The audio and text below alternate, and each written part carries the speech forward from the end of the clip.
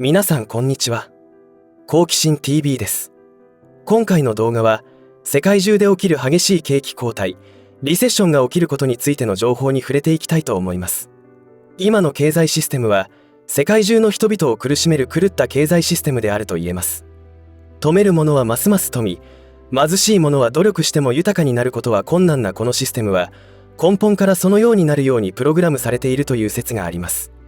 それが今巨大ブーメランとなって庶民から富を搾取してきた側の者たちが破綻を迎えようとしているわけですが、そのとばっちりは間違いなく私たち庶民にも降りかかってきます。大変迷惑な話なわけですが、すでにその前兆はアメリカからはっきりとわかる形で起き始めており、もはや後戻りできないほど病んでいるように思えます。この動画はもはや避けられない経済ショックに対してどのようなマインド設定をしていく必要があるのかということについて、ご視聴の皆さんが考えるきっかけになればと思います。ぜひ最後までご視聴ください。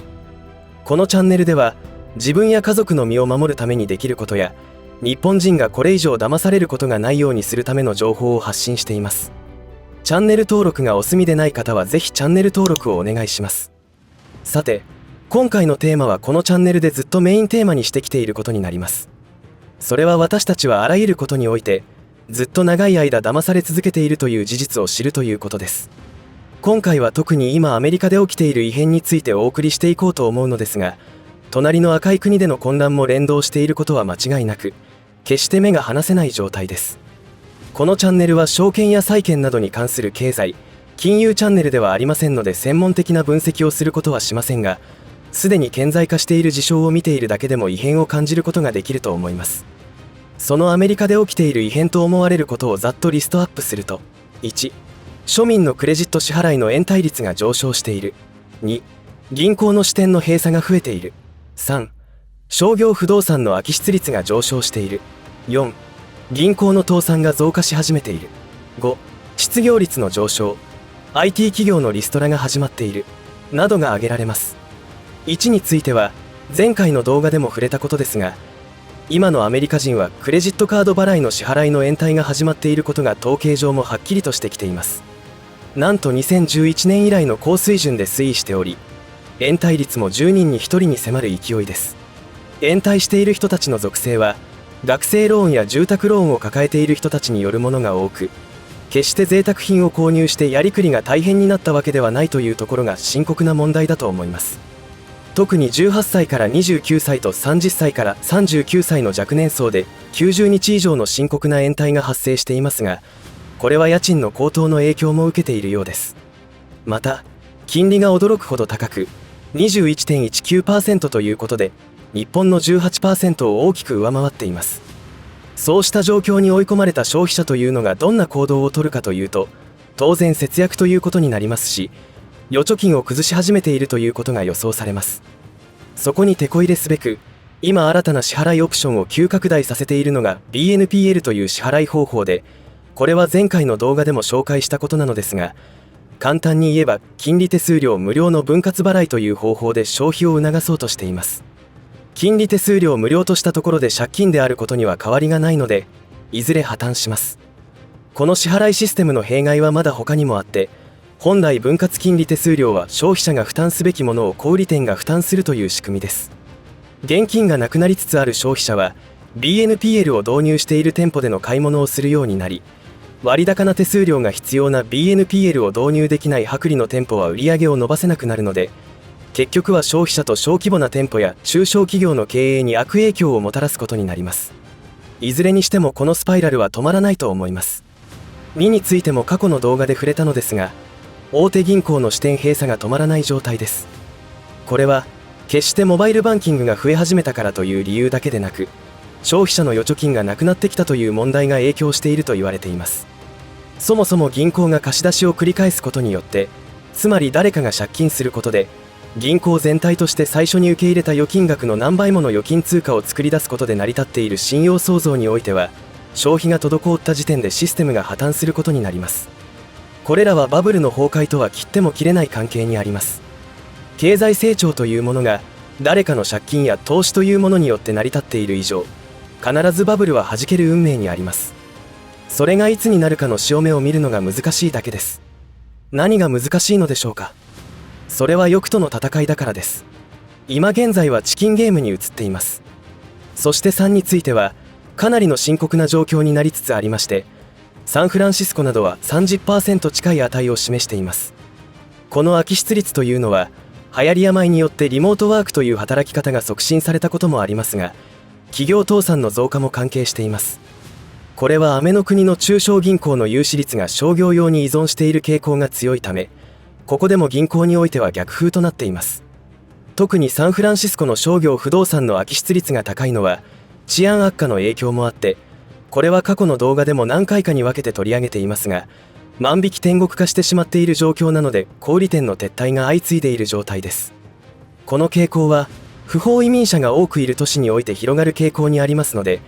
今後商業用不動産の空き室率が下がる見込みはないと言い切れるのではないでしょうか。4については今年に入ってからアメの国の中規模銀行の倒産が話題になりました。それはアメの国だけにとどまらず、クレクレスミスもこの世から消えることになりました。これらの流れは当時から今後続くものとみなされておりましたが、その通りとなりました。11月3日には今年になってアメの国の銀行において5件目の銀行倒産が起きました。その詳細はこちらのウェブサイトに出ておりますが、静かにアメの国の崩壊が進んでいる兆候ではないでしょうか。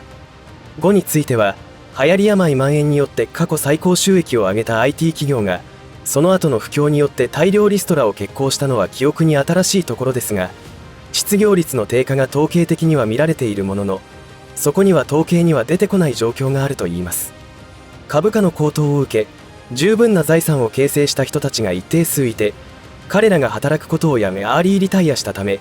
その分人材不足が発生し失業率の低下という現象が起きているという見方があります。しかしそれは短期的な話であって、その後は戦術の背景が加速悪化することで失業率の上昇は避けられないものとなるということを覚悟する必要があるようです。大事なポイントは、景気後退の兆候はアメの国だけに起きていることではなくて、隣の赤い国や EU 諸国、イギリスにおいても同じであり、日本も人事ではないことは当然すぎる話となります。今の経済システムが崩壊するにあたって何がトリガーになるかはその要因が多すぎて分かりませんが、何か起きることは間違いなさそうです。そうなった時にはもはや異常事態であり、非常事態ですから企業は通常通りに稼働していない可能性があります。私たちが勤める会社が無事であるかどうかも全く予想がつかないことになるでしょう。それは全ての企業がそうなるとは限りませんが、過去に起きた経済ショックの時では金融機関の混乱により融資ができなくなったりして倒産する企業、そして連鎖倒産などが起きることは十分考えられ、日用品や食料品などの物資の流通に支障が出ることも考えられます。そうなると一気に市場では不安感が募って買い占めに入る人も出ることでしょうし、それは地震災害などが起きた時と同じような状況になると予想されます。いつも言っていますが、とりあえず生き延びるには水と食料が必要です。これらは何が起きてもいいように備蓄することが生き延びるためには絶対必要条件となります。いかがだったでしょうか。今回の情報を踏まえて日本国内で流れる広告などを見てみると違和感を感じるのではないでしょうか。今ネット上ではアメの国の株投資がトレンドであるとか、不動産部門の活況が感じられる広告が目立っています。これらの広告が単なるババ抜きになっている状況なのかどうかはそれぞれが判断することになります。例えば不動産売買が好況になっているというのは事実かもしれませんが、どんな人が売っているかということを想像するに、もしかしたら今後とんでもない経済ショックが起きると予想し、損害を回避するために不動産売却という行動に出ているのかもしれません。今後の景気に少しでもやばい空気が漂えば一気に大暴落するわけですから、今のうちにしれーっと資産保全の動きに出ているかもしれませんよね。だから不動産取引が活況になっているというのは決して嘘でもなく煽りでもないということになります。本当のところで何が起きているかは誰も分かりませんが、今回紹介したアメの国で起きていることは全世界の先進国と隣の赤い国で起きていることです。一方で堅実な国家運営をしているのはロの国ということになります。あの国は現在も行われている西側諸国からの経済制裁によって自給自立を実現し始めていますので、実はメディアで報道されているように経済的に困った状態ではありません。私たちは長いことメディアによって嘘を刷り込まれていますので注意が必要です。そのような嘘で塗り固められた世界は間もなく破綻を迎えることになります。それは世の中が正常化するためには必要な試練となりそうですが、その過程では何度も言っているように私たち庶民にもあらゆる試練が降りかかってきますので、備える必要があります。究極の備えとは、ロの国が目指すように自給自足を実現するということになりますが、すぐにできるものではないので、まずは物不足、食料不足に対する備えをすることが現実的だと思います。ろくでもない輩たちというのは、まるで寄生虫のように私たち庶民から生き血を吸ってきたのですが、ついに宿主をこの世から消すことをするようになってしまいました。それが今起き始めていると私は思っています。ぜひあらゆることに興味を持って情報を集めて考えてみてください。今の世の中が狂っているのは、ろくでもない輩たちが原因であることは間違いありませんが、その罠にはまってあらゆる問題に対して無関心になってしまっている人が多くいるからだと思います。そして今世の中が良い方向に進んでいるというのは、自分たちは騙され続けてきたということに気がつき始める人が増えてきたということです。ぜひ避けては通れない試練によって起きる大難を小難に変える取り組みを始めてください。